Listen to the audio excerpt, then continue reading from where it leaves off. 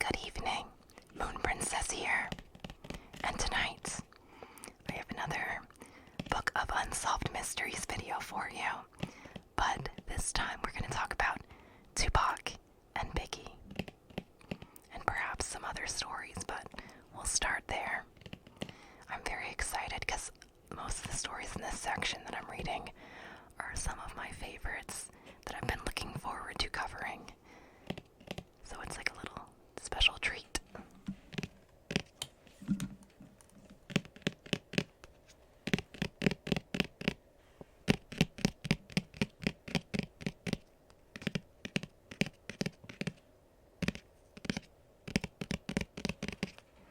Alrighty.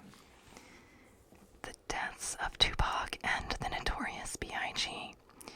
Tupac Shakur, known as Tupac, and Christopher Wallace, known as the Notorious B.I.G., were two of the biggest rappers in the 1990s. And arguably in history, one-time friends, the young rappers later become rivals. Sadly, both would end up dead following drive-by shootings just 6 months apart and more than 20 years after the slayings. Both murders remain unsolved. Difficult upbringings, big successes. Born in 1971, Tupac Shakur came from a family of Black Panthers and radical politics. He grew up in challenging homes and homeless shelters, but his creative chops landed him at the Baltimore School for the Arts, where he studied ballet, poetry, and acting. His family later moved from Baltimore to the San Francisco Bay Area. There, Shakur joined a rap group and signed a record deal. In 1991, Shakur, sorry I'm not good at pronouncing his name, released his debut solo album, Tupacalypse Now, which caused controversy with its biting social commentaries. 1 year younger than his contemporary, Christopher Wallace, grew up in Brooklyn. He was an accomplished student who, by age 15, was selling drugs. Wallace also began rapping as a teenager at that time for fun. An editor at a rap scene national magazine got hold of one of Wallace's rap tapes, and the young rapper subsequently appeared in the magazine. Shakur and Wallace would later meet in the early 1990s. When they met, Shakur was already an accomplished artist, while Wallace was working on his first album, Ready to Die, which would go on to sell millions of copies. The two struck up a friendship, and Wallace even asked Shakur to become his manager. An offer Shakur declined, but a feud ultimately developed between their dueling record labels, and this feud turned personal in 1994 when Shakur was shot 5 times. During a robbery at a New York City recording studio, Shakur, who somehow survived, believed Wallace was behind the shooting. Unsolved Mysteries. On September 7th, 1996, Shakur attended a Mike Tyson boxing match in Las Vegas. After leaving the event with Suge Knight, the then CEO of Death Row Records, Shakur got into a brawl with Orlando Anderson, a Crips gang member in the MGM Grand Casino's lobby. Shortly after the fight, a white Cadillac pulled up beside Shakur's vehicle at a traffic light, and an occupant in the Cadillac fired into Shakur's vehicle, striking him 4 times. 6 days later, Shakur died at a Las Vegas hospital.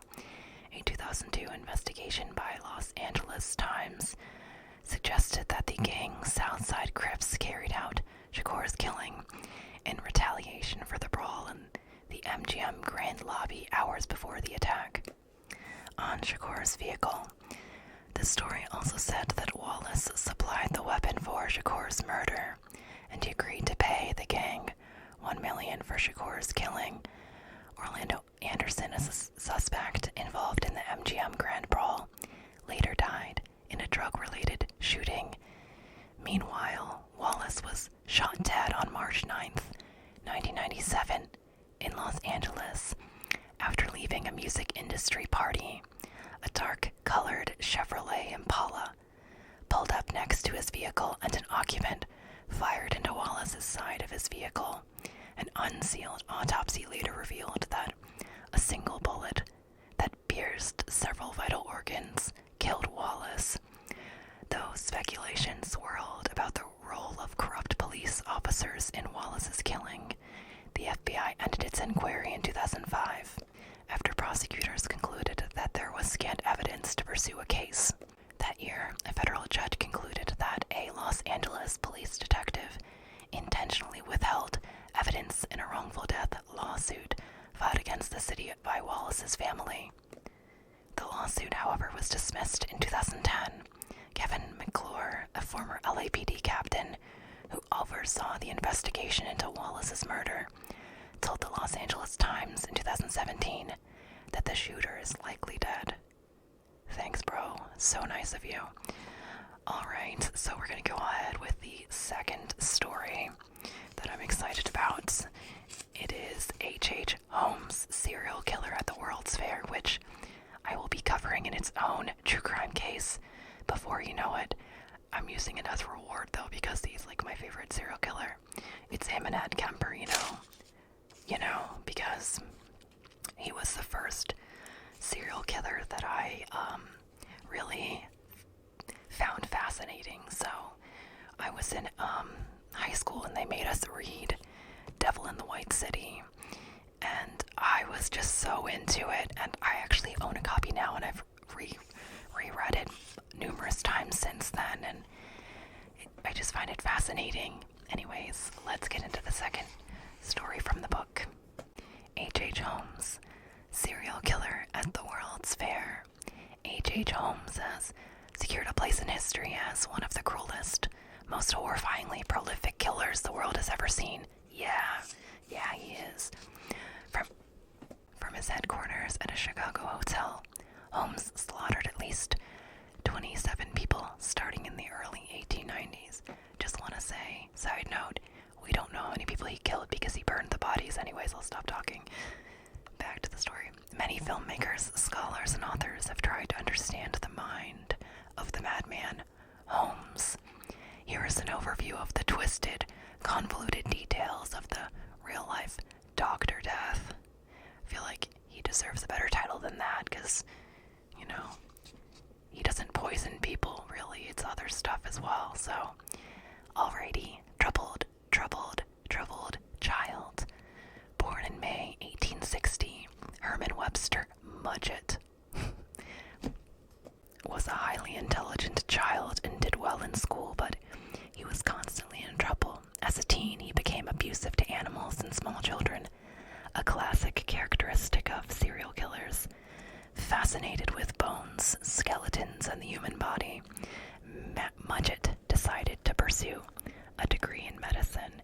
He changed his name to H.H. Holmes, married Clara Lovering, and with her inheritance enrolled in medical school in Burlington, Vermont. Swindler, liar, cheat.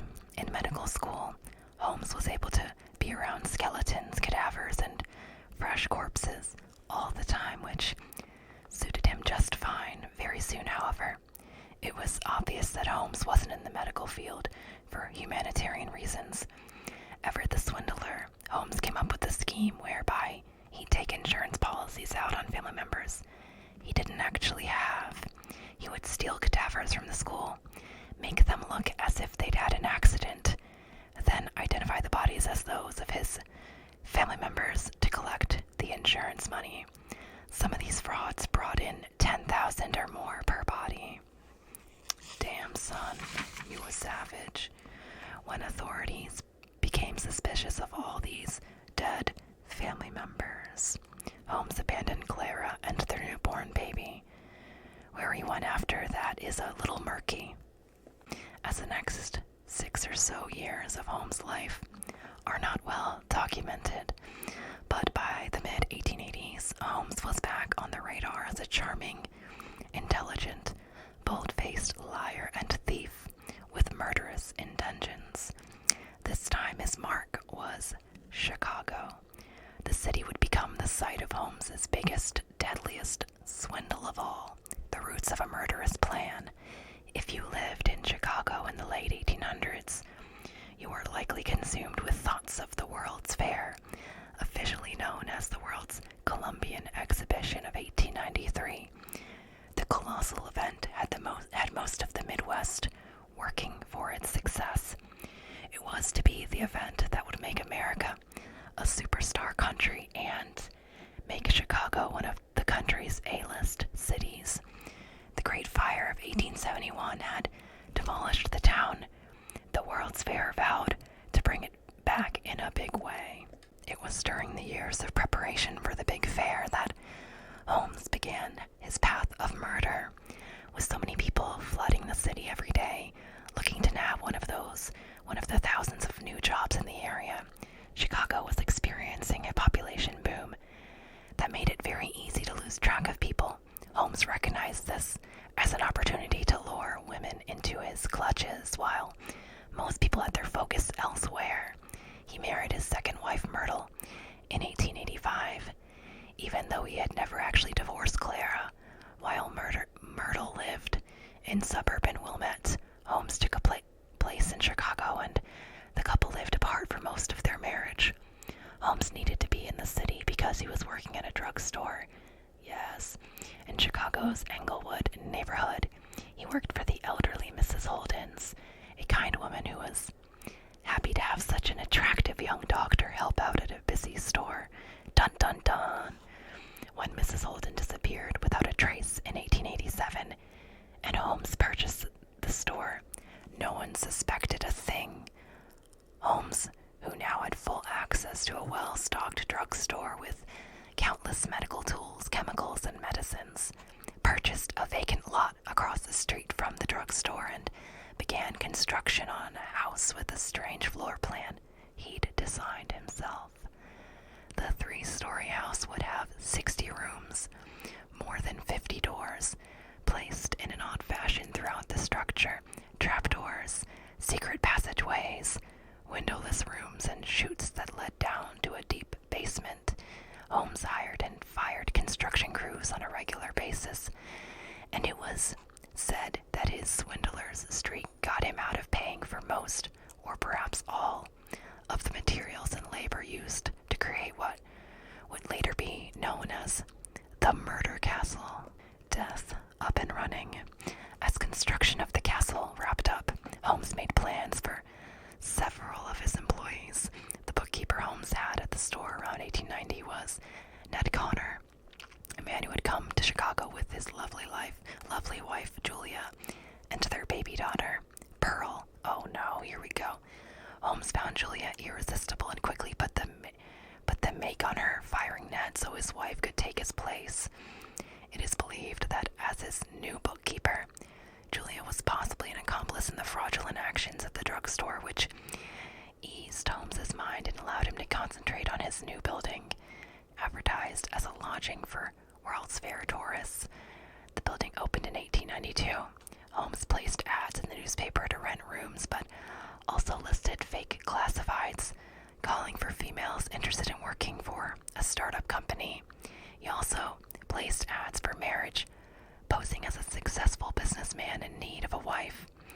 Any woman who answered these fake ads was interviewed by Holmes and was told to keep everything a secret, and was instructed to withdraw all the funds from her bank account in order to start a new life with him as his worker, wife, or whatever role he had offered. So it's like African Prince email type advertisements, kind of, or schemes, I guess. Anyways, Holmes was a brilliant liar and quite the charmer, and naive 19th century women fell for it. I mean, I feel like there's some degree of, stupidity in this as well, though. Once they passed Holmes' tests, these women and became his prisoners, doomed to meet their grisly ends. Look, when a man asks you for all your life savings, you don't just hand it to them. I mean, it's like, oh, seems legit. Okay, anyways. Gas pipes were secretly installed throughout the house with nozzles that piped noxious fumes into the rooms. Yes, that's my boy.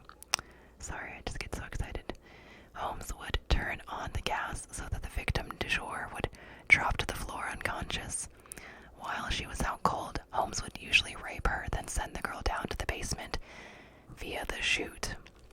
Once there, he would perform experiments on her at his dissection table, or torture her with various equipment. He reportedly listened to the screams of the victims from an adjacent room.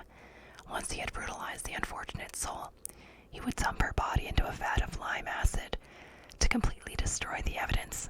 Other times, I remember this, he sold bones and organs to contacts in the medical field. Holmes murdered at least 22 people in his home, mostly women, though every once in a while a worried male neighbor or a concerned relative looking for a missing young woman would get too suspicious for Holmes's liking and go missing themselves. While the murder castle was in operation, Holmes continued to marry various women and carry out insurance fraud and other deviant acts. After the World's Fair ended, creditors put pressure on him again, and Holmes knew it was time to flee. He traveled across the United States and Canada, scamming and murdering along the way. Strange as it seems, when Holmes was finally caught and brought to justice, it wasn't initially for homicide. A horse swindling scheme he attempted to pull off with longtime partner in fraud, Ben Beetzel, was what gave authorities enough evidence to arrest Holmes. When they searched Holmes's Chicago dwelling, their investigation turned up a lot more than they anticipated. The end of Dr. Death. Over the years, one detective had been hot on Holmes's trail. Detective Frank Geyer, a veteran Pinkerton detective, had done his best to follow this creepy man whose identity changed with the weather. Geyer had traced many of the missing World's Fair women back to Holmes's lodging and had discovered trails that pointed to his fraudulent activities. In 1895, Holmes entered a guilty plea for the horse fraud case, and Geyer took that opportunity to expand the investigation. He was particularly interested in the whereabouts of 3 children, Howard, Nellie, and Alice Beetzel, children of Holmes's now murdered accomplice Ben Beetzel. Geyer traced the children and then Holmes by following his mail. When his search took him to Canada, Geyer knocked on doors all over Toronto to track down Holmes. Finally, he found a house where Holmes had allegedly stayed, with several children in tow. Buried in a shallow grave in the backyard were the bodies of the 2 Beetzel girls. Can't say that. The boy was found several months later in an oven in Indianapolis home. When the evidence was brought back to court, Geyer got full clearance to investigate every dark nook and cranny of Holmes's house and business, and one of America's most chilling stories of murder and crime officially broke as detectives and police officers uncovered layer after layer of hideous evidence. The public became more and more frightened and fascinated. The Chicago Tribune published the floor plan of the murder castle. Tourists flocked to ogle the building, and tabloids ran horrifying descriptions of what had happened to the victims inside. Events both real and embellished. Then, in August 1895, Holmes's house of horrors burned to the ground. While all that took place inside his heavily guarded cell, Herman Webster Mudgett confessed to his crimes. He officially confessed to 27 murders, 6 attempted murders, and a whole lot of fraud. What he didn't confess to, however, were any feelings of remorse. Holmes claimed at times to be possessed by the devil. Oh yeah, I gotta read the letter. His confession, though depending on the day, he'd also claim to be innocent of any wrongdoing whatsoever. All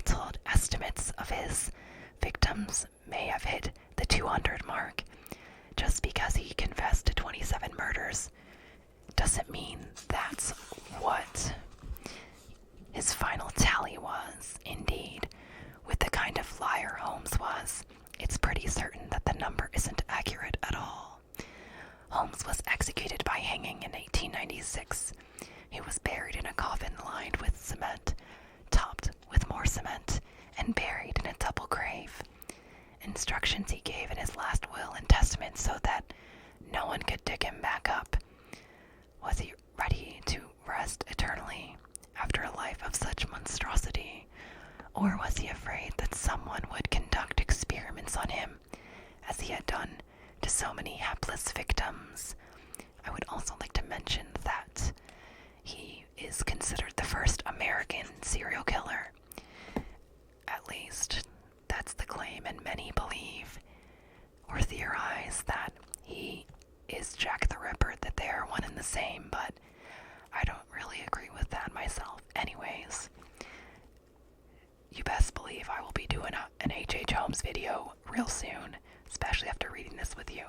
So, I hope you enjoyed this video. Like and subscribe for more similar content. See you in my next video.